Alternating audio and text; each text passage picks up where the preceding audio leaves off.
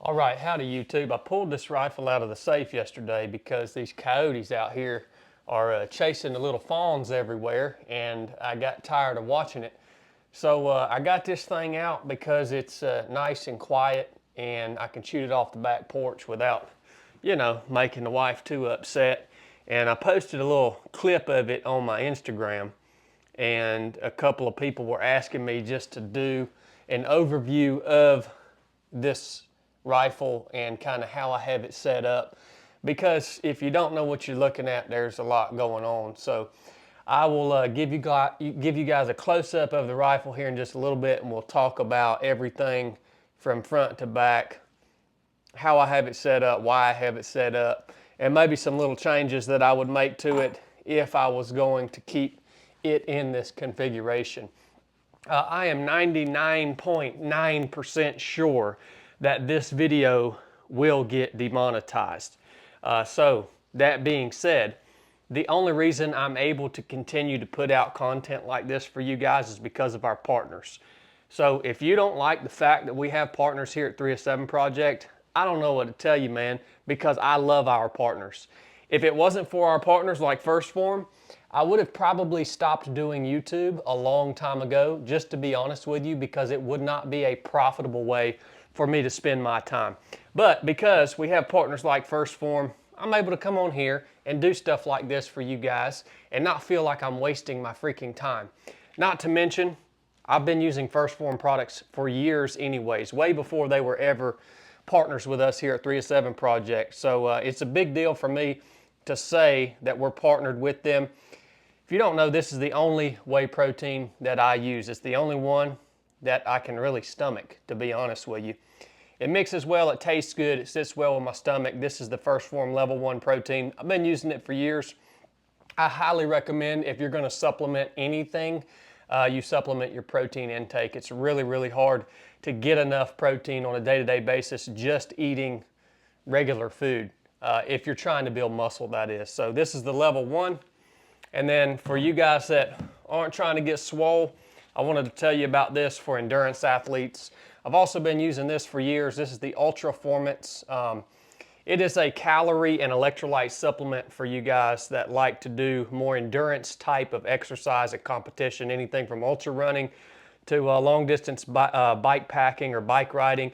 Really anything that you're gonna do that's over 90 minutes, you're gonna wanna have something to help supplement your calories and your electrolytes. And so this Ultra-Formance is a really, really good mix to do that. You can, it's got 100 calories per scoop in a 500 milliliter bottle, so half a liter. I can put 2 to 3 scoops in that, and so that gives me 200 to 300 calories in a small water bottle, which is really nice. Give you guys an idea, a Nalgene bottle is 1 liter. So I could put probably 4 to 5 scoops of this in a Nalgene bottle and have 500 calories while I'm out there. So I'm hydrating myself and I'm getting some calories in as I move along the course I'm moving along. So check that out, Ultra-Formance. It's a really, really great mix that Phorm has that not a lot of people know about. Altogether, they got everything that you need. If you guys are getting after it, check them out at phorm.com. I'll attach a link to both of these, both the Level 1 and the Ultra-Formance, in the show notes of this episode. So let's get back to the rifle. Again, I'm about to give you a close-up of this and I'll talk through each piece. But just to give you a quick overview, this is essentially an assaulter's rifle, all right? You can't have one rifle that does it all. So this is really purpose-built. It's really good for a few things, and it's not so good at a lot of other things. So this is essentially the exact same rifle and configuration that I carried for the majority of my time in the SEAL teams, which is why, part of the reason I like it so much. So let's dig into this thing. I'll go over each piece, so stand by. All right, guys, so we'll start with this side of the rifle. I'm behind the camera now because the video is about the rifle and not really about you seeing my ugly mug. So if I didn't mention already, this is a Mark 18. That's the platform, Mark 18. Daniel Defense, again, same rifle that I carried in the Navy. Starting off here at the front, looking at it from this side, you'll notice this big paperweight that I have on the front of the rifle. This is just to add weight to the front of the rifle to help me manage recoil. The thing about this paperweight is it gets extremely hot when you fire this thing, even just 4 or 5 times. So you'll see I've got this heat guard or heat shield around the paperweight because this thing will burn the far out of your leg or your arm or whatever part of your body that it happens to touch after you've shot it a few times. Highly recommend it. Paperweight made by Dead Air. Moving back, you guys see I have a vertical foregrip on this rifle. Now that's old school. Everybody likes to run the little angled foregrips, a little low profile foregrips on their handguard now. Why do I have this on here? Well, as you can see, the handguard on this particular rifle is pretty short, and we've got a lot of stuff mounted on it. We've got our laser, we've got a touchpad on the other side I'll tell you guys about in a minute. We've got our flashlight right here. Running an angle foregrip on this particular rifle in this configuration, it becomes extremely hard to wrap your hand around the handguard because of everything that's mounted on the handguard. So this vertical foregrip essentially allows you to grip and to pull the rifle back into your shoulder while you're shooting without having to wrap your hand around the handguard with all of these accessories mounted. That's why I'm running that. It's got storage in the bottom. It's old school, I know, but hey, it works. This is a N-Force flashlight. I don't know how much of a beating this thing could take, but I will tell you, it's worked well for me. It works, it's bright, it's got a little safety right there so you don't accidentally activate it. Pretty secure on the gun. I don't beat my guns up the way I used to in the military, so it works, man. I like it. You'll see we have some offset iron sights. These are just Magpul, all steel, flip up iron sights. Why do we have them offset? Well, because we have so much stuff mounted on the top of this gun. To be able to see the iron sights, they have to be offset, especially if in the future I decide to put an LPVO or some sort of magnified optic on this rifle. The iron sights can just stay in place and they remain functional. So I really, really like these. Try to run them offset like that on all of my setups. This right here, this is a laser aiming device. Has both an infrared laser and a visible laser, and it has an infrared flood. You guys can see the manufacturer right there. It's a great little unit. I've shot it quite a bit. It's super bright, both in visible and infrared. The flood works good, super simple to use, and all around a nice little laser aiming device.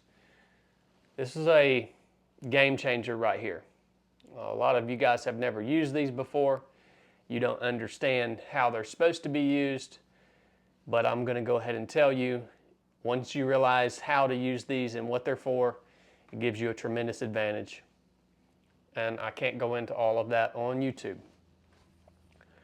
Coming back, we have a holographic sight, Vortex AMG UH1. Now, again, I use this rifle. It's primarily set up for shooting squirrels and stuff. I'm probably going to swap this out for a Vortex LPVO, like a Vortex Razor, 1x6 power. Obviously, the holographic sight has its place. This being a close quarters battle rifle, it's a good option. But for me, wanting to, use it for varmints and such, this isn't the best for taking precision shots at distances over 100 yards. If I was going to leave this holographic sight on the rifle, I would probably mount it on top of this little Unity riser right here. Why would I do that? Because when I look through the sight window right now, I can see the top of this laser. So it blocks about a quarter of my sight window. You've about got to have this to get that holographic sight up high enough off the top of the gun to clear that laser, all right? So if I was going to leave that on there, I would definitely mount it on top of this riser right here, just to clear that laser. Again, I probably won't. I'll probably swap this out with an LPVO because I don't plan on doing any close quarters battle against varmints anytime soon. Moving back from there, we do not have an ambidextrous safety because I hate ambidextrous safeties. I never used them in the military, and it seems like all rifles now come with ambidextrous safeties, and I get stinking tired of them when I flip them, hitting me in my knuckle on the other side. So we do not have an ambidextrous safety. I think that's pretty much it. We'll go around to the other side and I'll talk to you guys about this bipod and trigger and a couple other things. All right, now we're looking at the other side of the rifle. Of course, you guys noticed a bipod. And a lot of you guys are probably wondering, why does he have a bipod mounted on a close quarters battle rifle? Well, it's because I wanted to be able to prop this thing up on my back porch and shoot at them dang coyotes. And so if I was using this for the purpose in which it's built for, in this configuration, it would not have this big old ugly bipod mounted just behind the vertical foregrip. That would be gone, all right? But for the purpose that I'm using it for, that's why I have the bipod on it. Touchpad. This laser can be activated by pressing this button on the back of the flood. But with the touchpad, it's just in a really convenient location to activate the laser with my thumb while my hand's on that vertical foregrip, all right? Disadvantage of these touchpads, they do fail. They go bad all the time. That's just part of them. If you're gonna run one of these, you better have a couple of them on hand and keep them somewhere.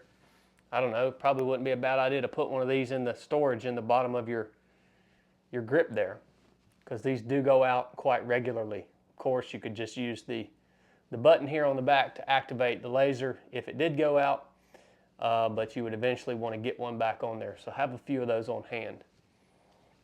Sling. We have a dual point sling. This is just a mag pull adjustable sling. Not the best in the world, but not the worst either. I like running my sling dual point like this. To me, it's a lot more secure. I can throw this thing on my back and I can cinch this sling down, and it's going to secure the rifle out of the way if I need to use my hands or if I need to run or something like that with the rifle. So I run dual point slings on all of my rifles. Up here we have a sling attachment point. This is mag pull. Just allows me to have a little QD attachment up there for the sling swivel, because there's not one on the handguard on the Mark 18. Coming back, trigger. This is just a single stage trigger, maybe 3.5 pounds of pull. Nothing super special, but it is single stage. It's pretty crisp and 100% better than your old standard GI trigger. Other than that, guys, I don't think I missed anything. If I did, drop it in the comments and I may see it and I may answer your question. But that's about it. All right, guys, thanks again for tuning in. I hope you learned something today. Maybe you were thinking about building your own CQBR, and this is a good place to start. Obviously, you can configure these things in 100 different ways, but this is the way that mine's configured. And I think it works pretty well, you know, for varmints and such. Love you guys. Enough said.